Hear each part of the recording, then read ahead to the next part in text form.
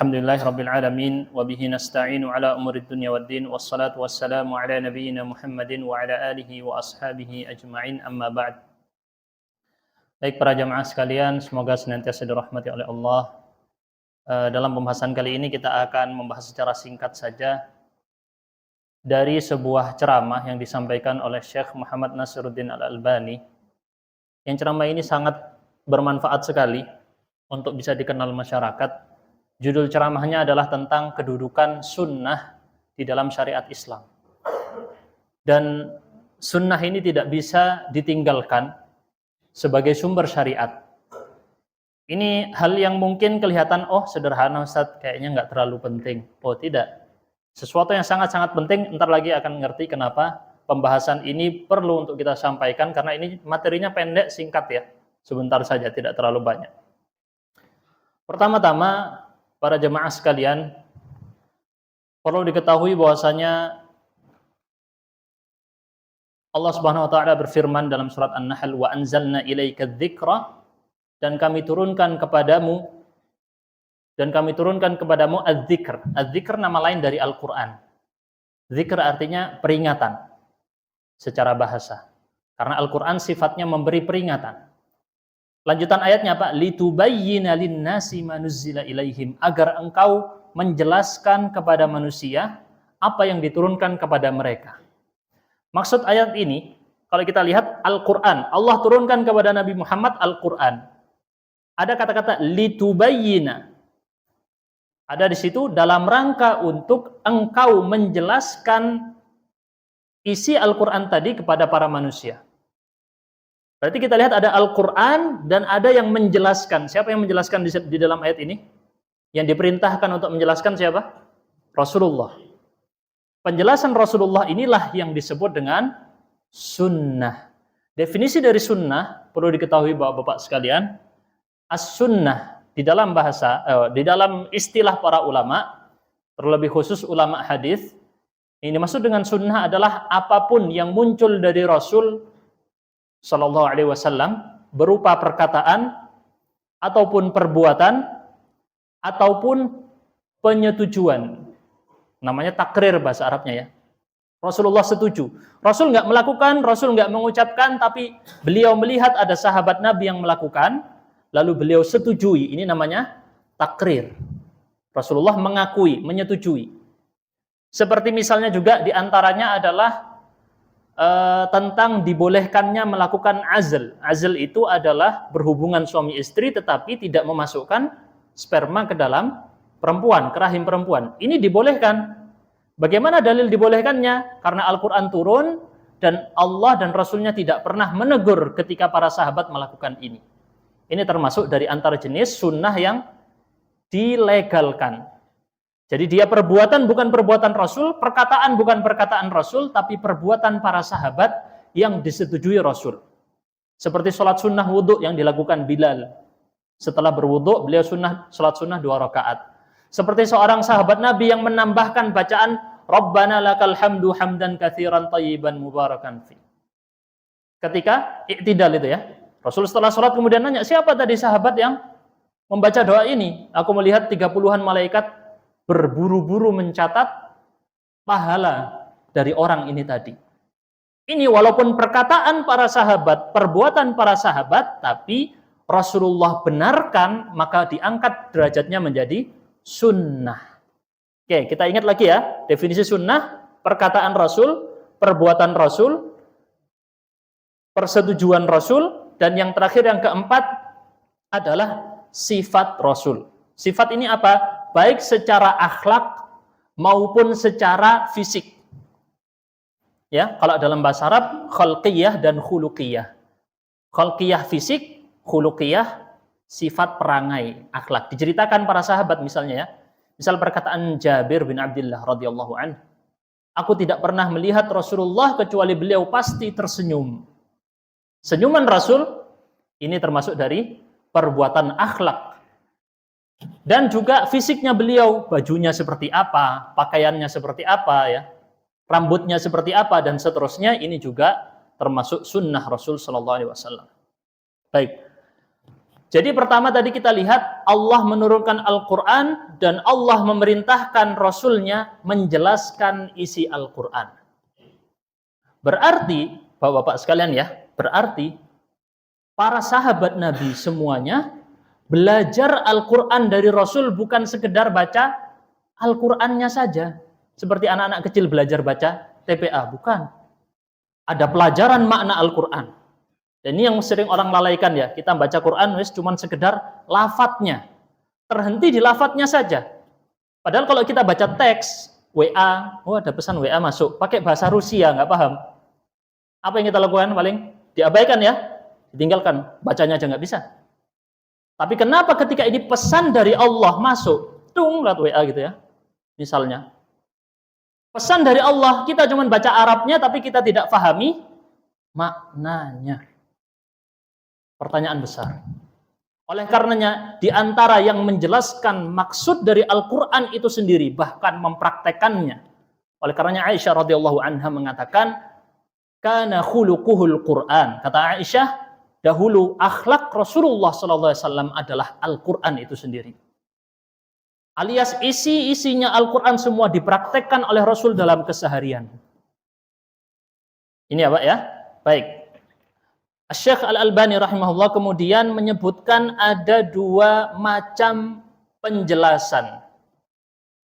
Pertama, penjelasan maksudnya sunnah alias perkataan Rasul di sini ada dua penjelasan untuk Al-Quran. Yang pertama adalah yang dimaksud menyampaikan Al-Quran. Inilah firman Allah Azza wa Jalla, ya ayyuhar rasul balligh ma unzila ilaika mir rabbik. Wahai Rasul, sampaikan apa yang diturunkan kepadamu, ya, sampaikan apa yang diturunkan kepadamu dari Tuhanmu. Maksudnya Al-Quran. Disuruh sampaikan Al-Quran, tidak boleh menyembunyikan Al-Quran. Sampaikan kepada umat. Ini loh ayatnya, pesannya ini. Maka kemudian di dalam hadis oleh karenanya Aisyah radhiyallahu anha mengatakan, man haddatsakum anna Muhammadan katama syai'an umira bitablighihi faqad a'zama 'ala Allahil firyah. Barang siapa yang mengatakan kepada kalian, murid-muridnya Aisyah ketika itu ataupun para sahabat ya, bahwa Muhammad menyembunyikan sesuatu yang seharusnya Allah perintahkan agar disampaikan, maka dia telah berdusta atas nama Allah dengan dusta yang besar. Karena nggak mungkin dong Nabi Muhammad tahu sesuatu disembunyikan buat dirinya sendiri di sini. Tidak. Ada sesuatu yang harus disampaikan kepada umatnya, pasti Rasulullah sampaikan. Ada amal ibadah yang Rasulullah harus tahu, ajarkan ke umatnya, pasti Rasulullah sampaikan. Ini amal ibadah. Ini larangan, ini perintah, pasti Rasulullah sampaikan. Jelas ya? Dan kemudian Aisyah radhiyallahu anha menyampaikan ayat tadi, wahai Rasul, sampaikanlah apa yang turun dari Tuhanmu. Hadis ini diriwayatkan Bukhari dan Muslim. Bahkan dalam riwayat Sahih Muslim, Aisyah sampai mengatakan, seandainya Rasulullah mau menyembunyikan sesuatu yang harusnya disuruh disampaikan ke umat, pasti Rasulullah Muhammad menyembunyikan firman Allah di dalam surat Al-Ahzab. Ketika itu adalah ayatnya ini karena agak panjang, langsung saya singkatkan saja ya. Ayatnya adalah tentang ketika Rasulullah mendapati Zaid. Zaid adalah budak yang pernah Rasulullah merdekakan. Zaid ini, ya, Zaid ini kemudian pernah dinikahkan oleh Rasulullah dengan Zainab. Zaid dinikahkan dengan Zainab, akhirnya kemudian menikah, dapat sekian waktu, terjadi pertengkaran suami istri, lalu kemudian Zaid lapor kepada Rasul mau menceraikan istrinya. Maka Rasulullah mengatakan, amsik alaika zaujak wattaqillah. Ini dalam Al-Quran disebutkan. Tahan dulu, tahan istrimu, dan bertakwalah kamu kepada Allah. Jangan diceraikan. Tetapi di dalam ayat ini, wa tukhfi fi nafsika mallahu mubdi. Dan kamu, wahai Muhammad, sedang menyembunyikan dalam dirimu apa yang Allah tampakkan. Kamu takut kepada manusia dan Allah lebih berhak untuk kamu takuti. Ini Allah menegur Nabi Muhammad itu sendiri di dalam ayat ini. Jadi kalau kita lihat di sini sebenarnya ada perselisihan para ahli tafsir. Tapi kalau dilihat di dalam riwayat Sahih Muslim, sebagian ahli tafsir kemudian menafsirkan, di antaranya di tafsir At-Tabari, tafsir Jalalain juga, bahwa Rasulullah menyembunyikan rasa cinta kepada Zainab di dalam makna tersebut ya, atau menyembunyikan bahwa beliau akan dinikahkan dengan Zainab. Ada dua versi penafsiran. Intinya adalah di situ Rasulullah malah memerintahkan Zaid untuk tahan dulu, jangan diceraikan, ya. Tapi di dalam hatinya Rasulullah ada harap untuk diceraikan dan Rasulullah menikahi Zainab. Nantinya memang Rasulullah menikahi Zainab. Zainab menjadi istri Rasul. Ya, ada perselisihan para ahli tafsir. Sebagian menganggap ini nggak layak, Rasul nggak mungkin dong melakukan perbuatan yang tidak baik seperti ini misalnya, walaupun sekedar di dalam hati, menyembunyikan sesuatu. Maka ini dijelaskan kalau memang Rasulullah, intinya adalah gini Pak, di dalam ayat-ayat Al-Quran ada Allah menegur Rasulnya. Tahu ya, ada yang bisa kasih contoh mungkin? Pernah Allah memberi teguran kepada Rasulnya di dalam Al-Quran, ada yang tahu? Surat Abasa wa Tawalla. Rasulullah bermuka masam ketika dia didatangi orang yang buta, sahabat Nabi Abdullah ibn Ummi Maktum. Ya kan ya, Rasulullah lebih memilih mendakwahi para tokoh kafir Quraisy, tapi ada sahabat yang buta yang belum masuk Islam ketika itu datang. Tapi Rasulullah bermuka masam, cemberut ketika itu. Ada teguran dari Allah. Kalau Rasulullah mau disembunyikan ayat ini ya, karena di sini ada hal yang seakan-akan mengurangi kemuliaan Rasul, seakan-akan ya. Tapi bukan itu. Makanya para ulama kemudian mendefinisikan, sebagian ulama, maksum yang dimaksud adalah para nabi itu maksum, terjaga dari dosa, walaupun berbuat kesalahan langsung bertaubat. Contohnya Nabi Adam berbuat kesalahan langsung bertaubat ya. Dan nabi-nabi yang lain, Nabi Musa berbuat kesalahan ketika minta, ya Allah tampakkanlah dirimu, aku ingin melihatmu. Ini pernah saya sampaikan di khutbah kemarin, khutbah Jumat. Nabi Musa di situ sedang melakukan kesalahan, dan para nabi memang ada, para ulama menyebutkan ketika mereka melakukan kesalahan, maksum yang dimaksud adalah menjaga. Setelah berbuat dosa, langsung taubat, langsung diterima. Ini yang dimaksud dengan maksum. Dan dosanya bukan dosa besar. Sebagian mengatakan tidak.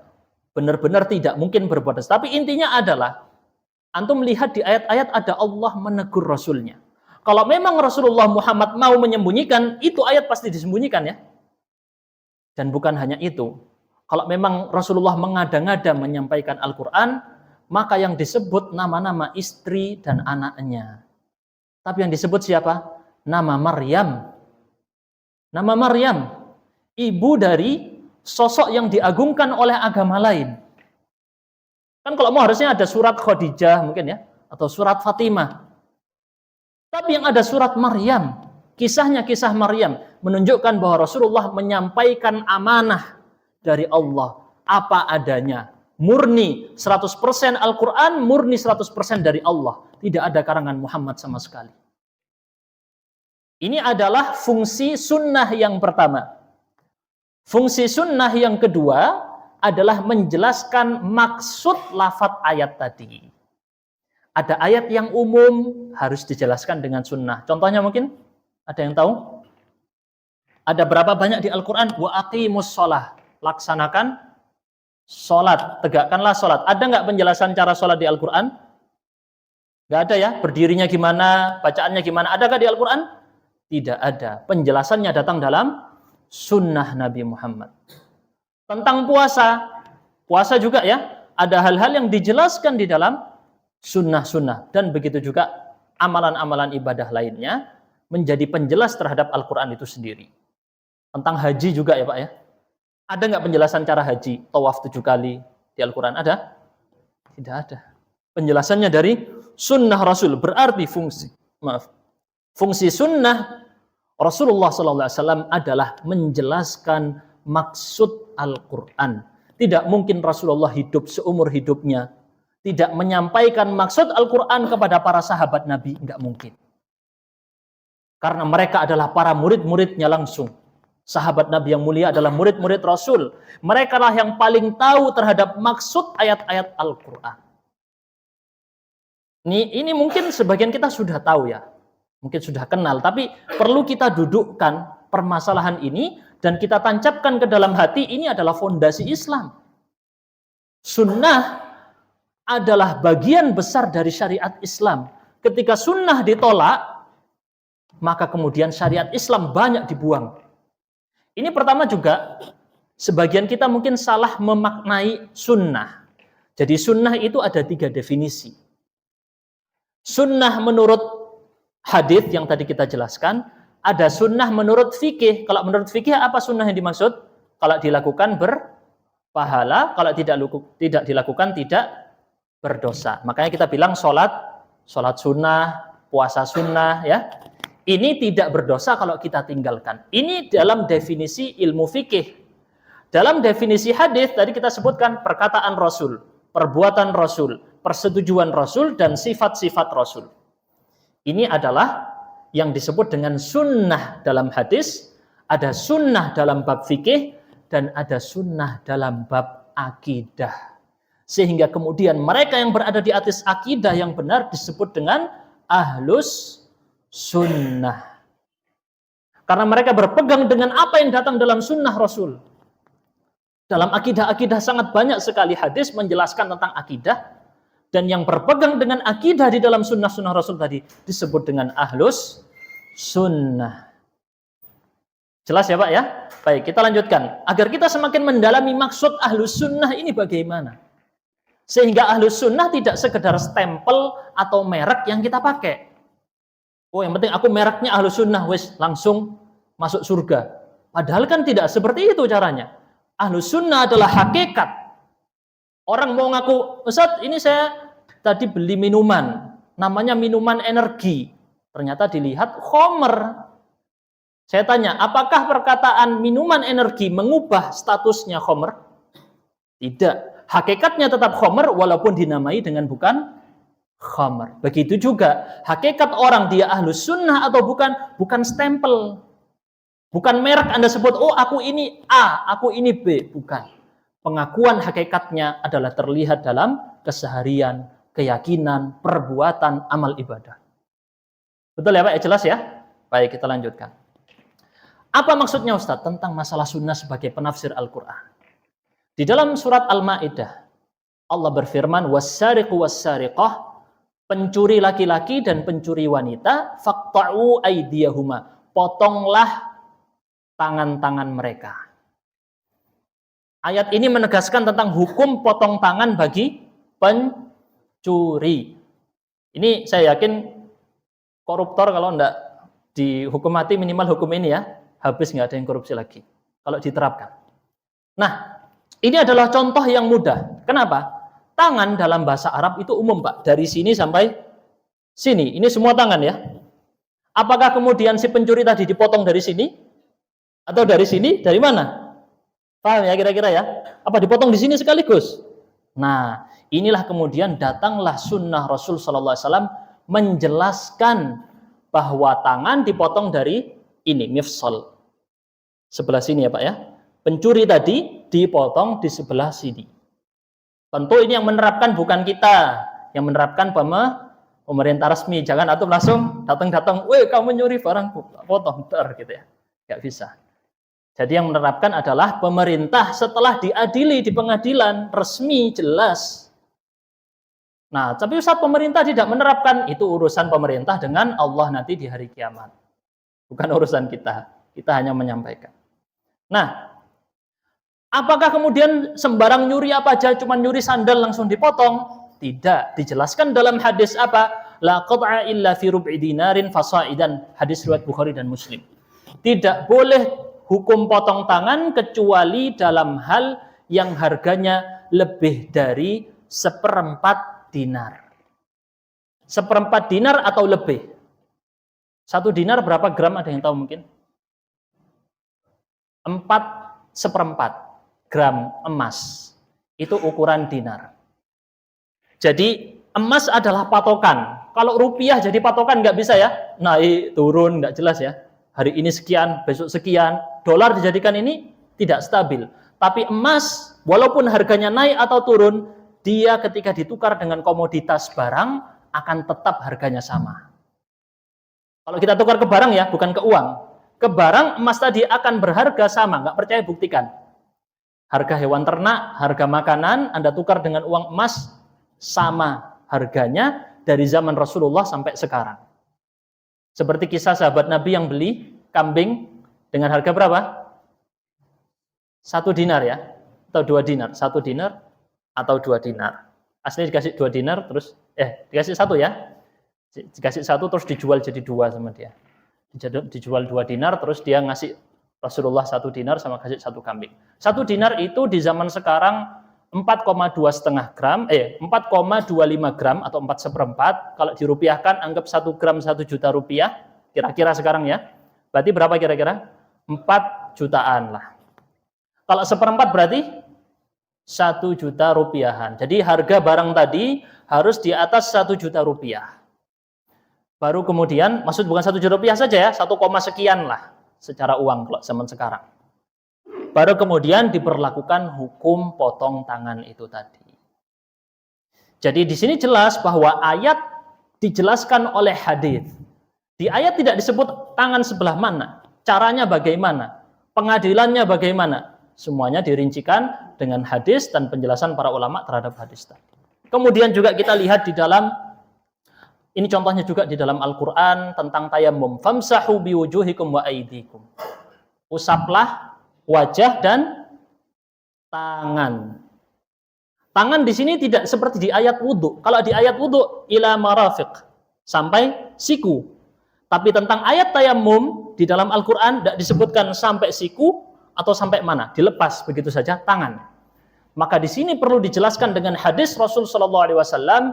Rasulullah bersabda dalam hadis riwayat Bukhari dan Muslim, at-tayammumu darbatun lil wajhi walil kaffain. Tayammum itu adalah satu pukulan untuk wajah, satu pukulan maksudnya satu gini ya, pukulan untuk wajah dan untuk 2 pergelangan tangan. Kaf ini tangan sampai sini. Ini namanya tangan. Ini hadis Rasul menjelaskan tata cara tayammum. Ustaz kok agak beda dengan fikih Syafi'i? Iya, yang fikih Syafi'i tidak menggunakan hadis ini. Dia menafsirkan dengan adalah penjelasan usul fikihnya, tidak kita bahas dengan rinci di sini ya. Kalau madzhab Syafi'i sampai sini. Tapi kalau kita lihat ke dalam hadis tadi, Rasulullah mengajarkan tayammum adalah cukup sampai tangan sini. Berarti makna hadis ini menjelaskan makna ayat tayammum. Jelas ya? Mungkin ada yang baru tahu, masa tayammum cuma sampai sini? Ya, tayammum sampai sini. Ya. Enggak ya, tayammum kalau di dalam hadis Rasul sampai sini. Kecuali di fikih Syafi'i memang sampai siku. Ya intinya yang penting yang wajibnya ini harus dikenai berdasarkan hadis Ammar bin Yasir. Baik. Contoh lain. Dalam Al-Qur'an Allah berfirman, orang-orang yang beriman secara makna artinya ya, alladzina amanu, yang beriman dan tidak mencampur keimanannya dengan kezaliman. Ulaika lahumul amnu wa hum muhtadun, mereka dapat keamanan dan mereka mendapat hidayah. Aman bebas dari apapun. Makanya kalau orang yang ahli tauhid, dalam ayat ini tentang tauhid ya. Orang yang ahli tauhid enggak takut, Pak, menghadapi saat ini ada yang kesurupan, kabur semua, enggak ada yang Ustaz Dwi disuruh ngeruqyah ya. Ustaz Dwi aja. Orang yang ahli tauhid berani. Walaupun aduh saat ini rumahnya angker gitu ya. Aku harus tidur di sini. Antum ingat ayat ini, alladzina amanu walam yalbisu imanahum bidzulmin ulaika lahumul amn. Allah jamin mereka mendapatkan keamanan di dunia maupun di akhirat. Diganggu-ganggu dikit gak apa-apa ya. Yang penting insya Allah tetap aman. Baik. Ayat ini para sahabat bingung waktu dengar ayat ini kan ya. Khawatir. Loh, siapa yang gak berbuat zalim? Maka mereka berkata kepada Rasulullah, wahai Rasulullah, siapa di antara kita yang gak berbuat zalim? Sedangkan ayat ini jaminannya kalau mau dapat keamanan di akhirat, dia harus beriman, gak kecampur sama kezaliman. Kita berbohong dikit sudah zalim ya Pak ya. Kita ngambil hak orang lain dikit sudah zalim. Setiap hari kita melakukan kezaliman, mungkin kepada waktu kita, mungkin kepada istri kita, banyak kezaliman kita lakukan. Maka kemudian Rasulullah mengatakan, bukan itu maksudnya. Yang dimaksud kezaliman di dalam ayat ini, kata Rasul, asyirk, kesyirikan. Tidakkah, kata Rasul, Rasul kemudian melanjutkan lagi, tidakkah kalian mendengar perkataan Luqman di dalam Al-Quran, inna syirka la zulmun azim, sesungguhnya kesyirikan adalah kezaliman yang besar. Rasul mencontohkan, menafsirkan Al-Quran dengan ayat Quran yang lain. Dan penjelasan Rasul ini disebut dengan sunnah. Contoh lagi, bahwa sunnah Rasulullah menjelaskan makna Al-Quran yang sebenarnya. Ini kenapa Pak penting saya jelaskan gini? Karena banyak dai-dai zaman sekarang, mohon maaf ya, baik dai yang masih muda-muda, tampil di TikTok, Instagram, dan segala macam ya, pakai video pendek, ataupun dai-dai medsos dengan keyboard-keyboardnya ya, ketik-ketiknya, ataupun dai yang sudah sepuh sekalipun, atau yang bergelar profesor di bidang pertanian, atau bidang teknik, tapi disuruh ceramah khutbah Jumat. Apa enggak ada? Banyak ya? Banyak. Dari dai yang muda-muda sampai dai-dai yang tua, kita temui menafsirkan Al-Quran pakai logikanya sendiri. Ini termasuk hal yang khawatir terjerumus dalam kesalahan. Padahal ternyata Rasulullah pernah jelaskan maksudnya. Padahal ada hadis yang menyinggung masalah tadi, berkaitan dengan hal itu, tapi dia menafsirkannya dengan akal dirinya sendiri, khawatir banyak salahnya daripada benarnya. Maka di sini kita dudukkan lagi perkara, kembalikan, ini loh, Rasulullah menyampaikan maksud Al-Quran seluruhnya kepada para sahabat. Para sahabat Nabi semuanya sudah belajar Al-Quran dari Rasul, dan mereka menukil kepada generasi setelahnya. Generasi setelahnya menukil kepada generasi setelahnya. Inilah yang disebut dengan sanad keilmuan. Dan agama ini dijaga dengan sanad itu tadi. Ketika sanad tidak ada, orang sembarangan ngomong, menurut pikiranku ini gini Ustaz, nemu. Setelah memikir ini ayatnya ini menurut saya gini. 1400 tahun ulama nggak ada yang berpendapat dengan pendapat itu, dia sendiri yang pertama kali. Penemuan. Ini malah berbahaya, seakan-akan menuduh 1400 tahun ulama salah semua, dia yang benar sendiri. Ini berbahaya. Makanya saya dudukkan kembali perkara ini, masalah penting, fondasi kita memahami Al-Quran. Nah, kita lihat selanjutnya ya, di dalam contoh yang lain. Allah berfirman tentang masalah qasar salat. Tahu qasar salat ya Pak ya? Memangkas salat jadi berapa? 2, khusus untuk salat yang 4 rakaat ya. Jadi nggak bisa salat subuh jadi 1 ya, nggak bisa. Atau salat maghrib 3 jadi 1,5, nggak mungkin. Jadi yang 4 jadi 2 saja. Baik, qasar salat di dalam surat An-Nisa dijelaskan apabila kalian, secara makna langsung saya sebut ya.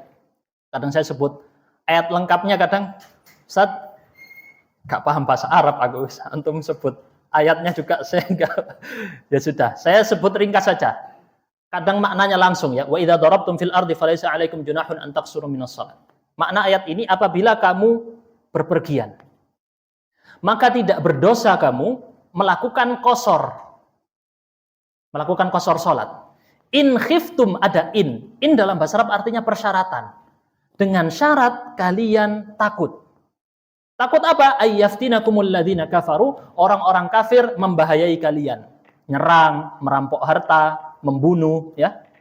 Karena ketika itu rawan kalau di tengah safar, bukan di Madinah. Madinah kan dikuasai Rasul ketika itu.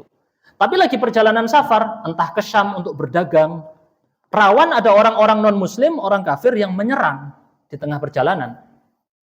Maka di sini ada kata syarat in khiftum, apabila kamu takut. Ini kalau kita cuma megang ayat ini, sebagaimana dilakukan sebagian mazhab, misalnya ya, atau nggak tahu sebagian mazhab atau sebagian orang yang mungkin salah dalam memahami. Jadi dianggapnya, oh kalau kita lagi safar tapi nggak ada bahaya, nggak boleh qasar. Paham ya Pak ya? Misal antum perjalanan safar dari sini ke Timpah, kan nggak ada bahaya misalnya ya. Atau dari Timpah ke Palangka, kan nggak ada bahaya, berarti nggak boleh qasar. Ini kalau kita hanya memegang ayatnya saja. Tapi hadis Rasul menjelaskan, apa itu? Sebagian sahabat Nabi bertanya, hadis riwayat Muslim. Ma baluna nuqassir wa qad umirna naqsur, atau nuqassir wa qad aminna, atau kama qala. Kenapa kok kami masih mengqashar sholat wahai Rasul? Sedangkan kita sekarang sudah aman. Sekarang sudah zaman aman waktu itu ya. Gak ada bahaya seperti yang disebutkan dalam ayat. Maka Rasul bersabda, shadaqatun tasaddaqallahu biha alaikum. Ini adalah sedekah yang Allah sedekahkan kepada kalian. Faqbalu sadaqatahu, terimalah sedekah ini. Dalil ini kemudian menjadi penjelas. Hadis ini menjelaskan, oh qashar sholat nggak harus dalam kondisi bahaya. Dalam kondisi aman juga disyariatkan qashar sholat. Kalau kita lihat di dalam hadis ini, menerima sedekahnya Allah. Bagus atau tidak bagus, Pak? Bagus ya. Berarti kita lihat ketika safar lebih utama qashar atau tidak qashar, memahami hadis ini. Kita lihat secara makna tadi, Rasul mengatakan faqbalu sadaqatahu, terimalah sedekahnya Allah. Perintah ya dari Rasul ya. Di sini kalau perintah paling minimal adalah bisa jadi sunnah, wajib atau sunnah, atau di sini maksudnya adalah boleh. Bisa tiga itu. Intinya adalah ini dalil sebagian ulama yang mengatakan bahwasanya qashar salat itu lebih utama bagi musafir dibandingkan salat lengkap. Berdasarkan dalil tadi. Contoh yang lain. Allah berfirman, "Hurrimat 'alaikumul maitatu waddam." Diharamkan bagi kamu bangkai dan darah. Waktunya masih cukup kan ya? Sudah kebelet rebahannya? Enggak apa-apa. Sabar antum dapat pahala. Diharamkan atas kalian bangkai dan darah. Ini kalau kita lihat kepada ayat ini, udah semua bangkai, semua darah nggak boleh. Betul? Oke. Saya tanya antum makan ikan disembelih atau enggak? Disembelih? Enggak ya? Enggak disembelih ya? Jadi, definisi bangkai dalam syariat Islam adalah segala hewan yang tidak disembelih secara syar'i. Semuanya disebut bangkai. Enggak disembelih secara syar'i, dia adalah bangkai. Berarti ikan kan nggak disembelih ya Pak ya, motongnya kan kalau udah mati baru dipotong ya. Berarti dia bangkai. Yang antum makan biasanya itu ikannya udah bangkai. Baik, apakah kemudian diharamkan? Tidak diharamkan. Apa dalilnya di Al-Quran disebutkan diharamkan? Ini kalau kita pakai megang Al-Quran saja, nggak pakai hadis, berarti nggak boleh makan ikan-ikan itu, harus disembelih dulu, baru dimasak. Ternyata kita lihat Rasulullah SAW bersabda dalam hadis riwayat Baihaqi, atau ini adalah perkataan sahabat yang memiliki hukum marfu' dari Rasul, alias bukan dari logika, melainkan dari wahyu. Uhillat lana maitatani waddaman. Dalam hadis ini disebutkan, dihalalkan bagi kita umat Islam 2 jenis bangkai dan 2 jenis darah. Apa itu? Ada yang tahu? 2 jenis bangkai? Al-jaradu wal-hud. Apa al-jarad? Belalang. Kita mungkin mikir ada orang makan belalang. Serius ada ya? Nanti nunggu perang akhir zaman udah nggak ada makanan, nemu belalang pun dimakan. Ya serius, nanti di akhir zaman sampai di masanya Nabi Isa alaihissalam, 1 kepala sapi itu harganya sangat mahal sekali. Nggak ada air, nggak ada makanan. Yang megang air dan makanan cuma Dajjal. Mau makanan, mau air, ikut Dajjal. Nggak ada makanan, nggak ada air, ikut Nabi Isa. Pusing ya. Kalau mendahulukan dunia, ikutnya Dajjal jadinya. Jadi ini di sini kita lihat al-jarad wal hud, belalang dan ikan. Dihalalkan walaupun bangkai. Belalangnya udah mati, nggak disembelih, boleh dimakan. Ikannya juga seperti itu. Kemudian yang disebutkan selanjutnya 2 darah adalah liver, hati itu ya. Liver dan tihal. Tihal itu adalah limpa. Ini adalah contoh yang ketiga tadi. Contoh selanjutnya misalnya, di dalam Al-Quran disebutkan, katakanlah wahai Muhammad, secara makna ini ya, aku tidak mendapati hal yang haram dari apa yang diwahyukan kepadaku, kecuali bangkai, atau darah yang tertumpah, atau daging babi. Fa'innahu rijsun, karena itu adalah najis, atau fisqan uhilla li ghairillahi bih, atau hewan yang disembelih untuk selain Allah. Walaupun dia aslinya halal, jadi haram karena dia sembelihan untuk selain Allah. Kalau kita lihat ada berapa tadi Pak? Pertama bangkai, kedua darah, ketiga daging babi, keempat sembelihan untuk selain Allah. Cuman 4 ini ya. Lafadznya berbunyi la ajidu fima uhiya ilayya muharraman. Aku tidak mendapati sesuatu yang haram sama sekali dalam wahyu kecuali 4 ini. Ini lafadz maknanya ya dalam ayat surat Al-An'am. Kalau kita cuma megang hadis ini, megang ayat ini, semuanya sisanya halal semua ya Pak ya. Halal. Repot ya, langsung pulang-pulang ngeganja. Nggak haram katanya ganja. Nggak ada di ayat ini. Terus dia apalagi melakukan apa makanan-makanan lain, makan tiba-tiba makan daging anjing. Dia makan daging. Kenapa kok makan daging anjing? Nah, di dalam ayat ini nggak ada. Betul ya Pak ya? Kalau kita cuma megang ayat ini, salah. Banyak hal-hal yang haram yang belum disebut dalam ayat ini. Contohnya dalam hadis Nabi, Rasulullah SAW bersabda, setiap yang bertaring dari hewan buas dan setiap burung unggas yang dia itu berkuku, berkukunya di sini dipakai untuk memangsa, bukan ayam ya. Ayam punya kuku Ustaz, enggak boleh kan gitu. Jadi setiap hewan bertaring dari hewan buas dan hewan berkuku dari burung, kukunya dipakai untuk memangsa, maka dia adalah haram. Enggak ada di ayat tadi, tapi ada di hadis. Contoh lagi ya. Dalam hari Khaybar, perang Khaybar, ketika Rasulullah memerangi orang-orang Yahudi yang membatalkan atau melanggar perjanjian. Maka Rasulullah mengumumkan, memerintahkan sahabatnya kemudian mengumumkan, sesungguhnya Allah dan Rasulnya sekarang melarang kalian dari makan keledai jinak. Keledai dulu ada 2 jenis, ada keledai yang tinggalnya di hutan, atau pokoknya di luar tempat tinggal manusia, ini boleh, halal. Tapi keledai yang tinggal bersama manusia yang dia itu jinak, maka dia adalah haram dimakan. Ini hadis riwayat Bukhari dan Muslim. Jelas ya Pak ya di sini ya. Jadi kalau kita lihat lagi banyak masih penjelasan-penjelasan yang lain, apalagi yang haram khamr dan segala jenis yang lain-lainnya. Contoh lain. Di dalam ayat ini saya sebutkan dari penjelasan beliau, Syekh Al-Albani, bukan bahasa Indonesia ya, sayangnya nggak nemukan terjemahnya, ini bahasa Arab. Baik, dalam Al-Quran disebutkan, Qul man harrama zinatallahi allati akhraja li'ibadihi wa tayyibati minar rizq. Katakanlah, siapa yang mengharamkan perhiasan yang Allah keluarkan dari bumi untuk hamba-hambanya. Oke, kita lihat perhiasan, boleh ya Pak ya? Boleh.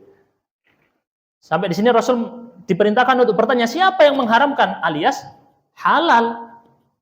Ini termasuk jenis pertanyaan yang tujuannya mengingkari. Dalam istilah ilmu tafsir, istifham ingkari. Jadi kalau kita lihat di sini, berarti semua perhiasan boleh dipakai. Alias di sini emas, walaupun kita laki-laki, boleh pakai emas. Sutra, boleh pakai sutra.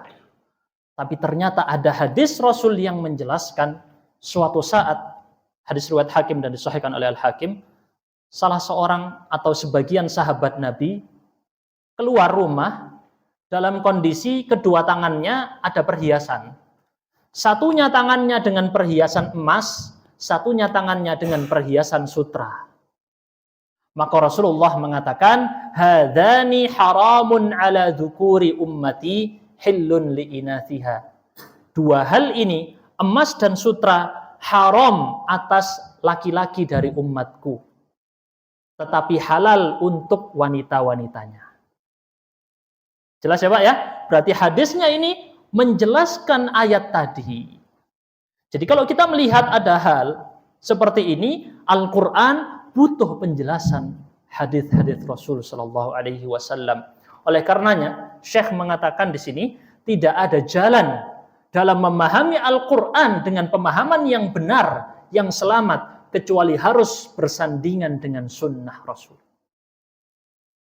Saya kasih contoh Pak, di dalam Al-Quran ada surat Al-Baqarah. Orang-orang pluralisme yang meyakini bahwasanya semua agama itu benar dan semua agama penganutnya masuk surga semua, mereka berdalil pakai ayat Al-Qur'an. Innalladzina amanu walladzina hadu wan nasara was-sabiina man amana billah. Sesungguhnya orang yang beriman, orang Yahudi, orang Nasrani, orang Sabiin, semuanya masuk surga. Di dalam ayat ini disebutkan seperti itu. Dalil, Pak, pakai Al-Qur'an dalilnya. Tapi dia salah memahami maksud dari ayat tersebut. Karena Rasulullah jelas sekali menegaskan siapapun yang hidup di masaku ini dia tidak mengikutiku, maka dia tidak selamat. Seandainya Musa hidup di masaku, dia harus mengikutiku.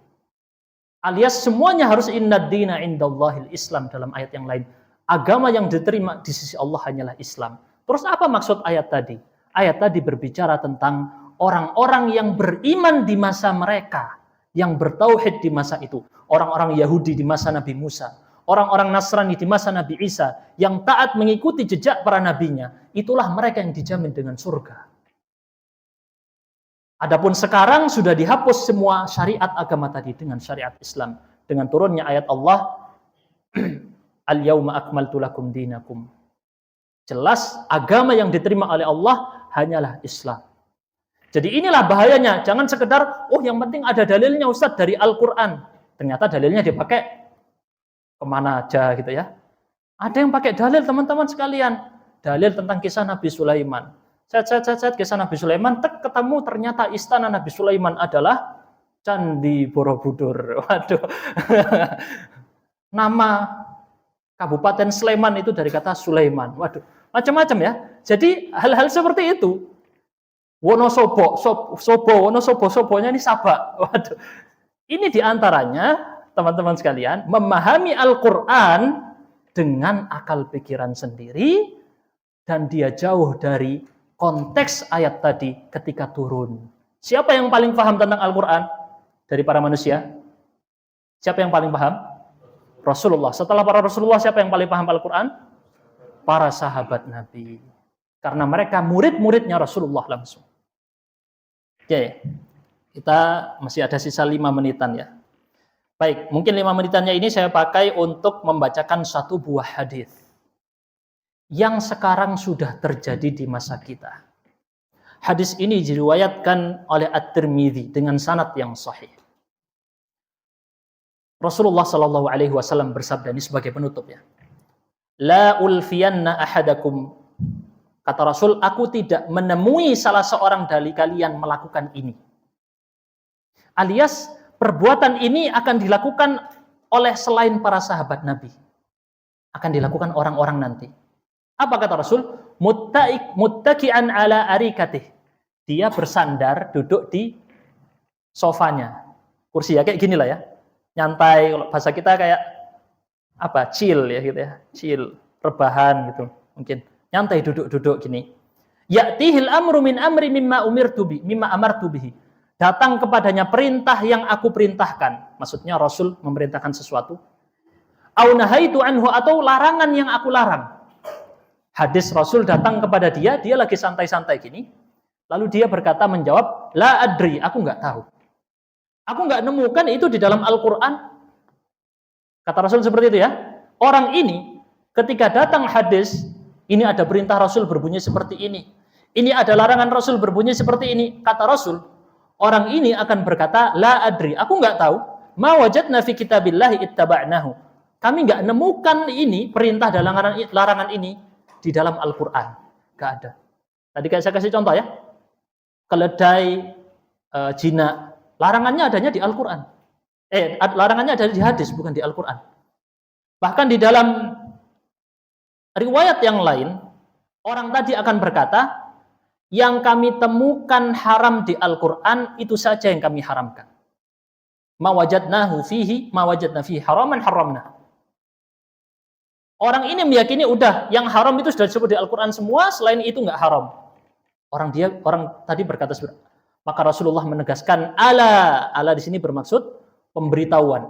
Ala wa inni utitul Qur'ana wa mithlahu ma'ahu. Ketahuilah, sesungguhnya aku datang bersama Al-Quran, atau aku datang diberi Al-Quran dan diberi yang semisal dengan Al-Quran. Apa maksudnya semisal dengan Al-Quran ini? Hadis Rasul. Hadis Rasul juga wahyu, sebagaimana Al-Quran juga wahyu. Kita datang sampaikan, ini loh ada hadis tentang malaikat arsy. Malaikat arsy itu besarnya seperti ini, sekian demi sekian. Ketika Allah menentukan begini, maka kemudian malaikat arsy memuji Allah, kemudian malaikat di bawahnya memuji, malaikat langit ke-7 memuji, kemudian malaikat langit ke-6 memuji, dan seterusnya. Kita sampaikan hadis-hadis yang seperti ini. Orang tadi, oh enggak ada ini di Al-Quran. Enggak, dia percaya. Hal-hal seperti ini padahal hadisnya sahih, jelas. Bukan hadis yang lemah, bukan hadis yang palsu. Maka kata Rasul, ini orang adalah termasuk daripada hal yang menyelisihi jalan Nabi SAW atau kama qala. Oleh karenanya Rasulullah dalam riwayat yang lain mengatakan, ala inna ma harrama Rasulullah mithlu ma harramallah. Ketahuilah sesungguhnya yang Rasulullah haramkan adalah semisal seperti apa yang Allah haramkan. Islam tegak di atas Al-Quran dan sunnah Rasul. Tidak bisa cukup dengan salah satunya. Al-Quran harus dijelaskan dengan sunnah, agar Al-Quran tadi maknanya benar, sesuai dengan apa yang Rasulullah ajarkan. Ini ya teman-teman sekalian ya, semoga bisa menjadi bekal bagi kita semua. Oleh karenanya dalam Al-Quran sebutkan, mayyuti'ir Rasul faqad ata Allah. Barang siapa yang menaati Rasul, maka dia telah menaati Allah. Sunnah itu adalah kedudukannya sama dengan Al-Quran dalam pemberian hukum-hukum syariat. Baik, itu sekian saja. Saya lupa di pertemuan sebelumnya itu nggak pernah saya ngadakan tanya jawab ya. Makanya sempat yang sebelumnya itu ada beberapa tanya jawab penting berkaitan dengan materi. Mungkin sekarang kalau ada yang mau bertanya, dipersilahkan. Tapi saya kalau nggak tahu, saya akan bilang nggak tahu. Kalau ada yang mau bertanya, silakan. Satu pertanyaan saja. Kalau nggak ada, cukup sudah. Tidak ada ya? Alhamdulillah.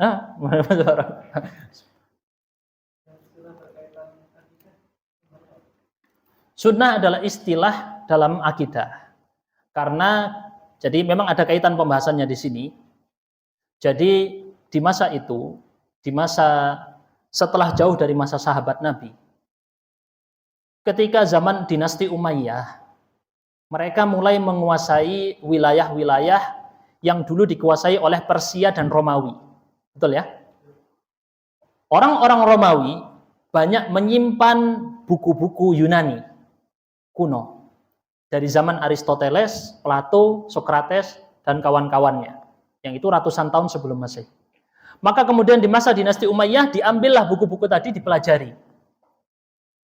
Ketika buku-buku tadi dipelajari, kemudian juga dari sisa-sisa orang Persia masuk kepada orang-orang, jadi literatur-literatur kuno dari umat terdahulu, orang Persia, orang Romawi. Orang Persia kan menyembah api ya, orang-orang Majusi.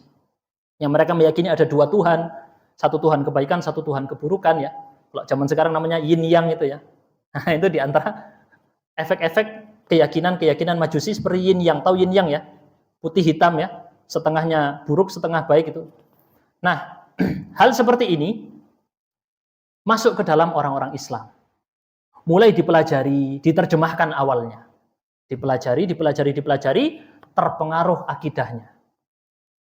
Ketika itu sunnah-sunnah Rasulullah belum terbukukan dengan seperti sekarang. Tetapi sunnah Rasul dijaga dari mulut ke mulut, hafalan ke hafalan. Sehingga kemudian muncullah gerakan orang-orang yang berpegang akidahnya dengan Al-Quran dan filsafat Yunani. Difahami dengan cara memahaminya filsafat. Sedangkan mereka yang berpegang teguh dengan hadis-hadis Rasul, belajar dari mulut ke mulut ini tadi, adalah mereka yang kemudian disebut dengan ahlul hadis. Nama lain dari hadis apa? Maka mereka disebut dengan ahlus. Ini asal-usulnya, penamaan tadi. Sedangkan mereka yang berpendapat dengan pendapat pikiran disebut dengan ahlur ra'i. Didahulukannya adalah pikiran, logika akal, atau disebut dengan ilmu kalam juga. Karena ucapan atau disebut juga dengan mantik, ilmu logika. Penerjemahan dari orang-orang teks-teks Yunani kuno. Sehingga kemudian ternyata majelisnya berbeda, Pak. Hadis di masa itu tidak seperti sekarang kita tinggal beli buku, cetak, selesai gitu ya. di masa itu belum terbukukan dengan baik. Itu masa Imam Ahmad ke atas. Tahun 200-an Hijriyah ke atas. Imam Bukhari baru membukukan itu setelah masanya Imam Ahmad bin Hanbal. 200-an akhir Hijriyah. Jauh dari masanya Rasul. Maka ketika itu sunnah-sunnah Rasul hanya mereka yang ikut di majelis-majelis ilmu, yang rutin hadir, mereka yang tahu.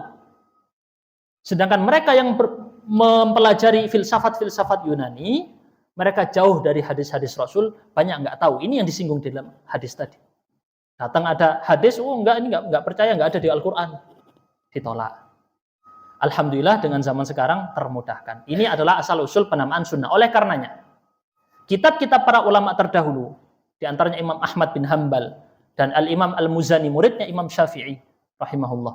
Murid besarnya Imam Syafi'i, Al-Muzani, dan juga ulama-ulama lain, di masa itu mengarang kitab-kitab akidah dengan judul As-Sunnah. Ada kitab-kitabnya, sampai sekarang kita lihat. Imam Ahmad mengarang kitab judulnya Usulus Sunnah. As-Sunnatu indana, sunnah bagi kami adalah meyakini Allah begini. Isinya akidah. Tapi judulnya Sunnah. Untuk membedakan mereka yang ahlus sunnah dengan yang ahlul filsafat Yunani tadi. Jelas ya Pak ya? Baik, ini secara. Wallahu a'lam bishawab. Subhanakallahumma bihamdika asyhadu an la ilaha illa anta astaghfiruka wa atubu ilaik. Wassalamualaikum warahmatullahi wabarakatuh. Kalau ada yang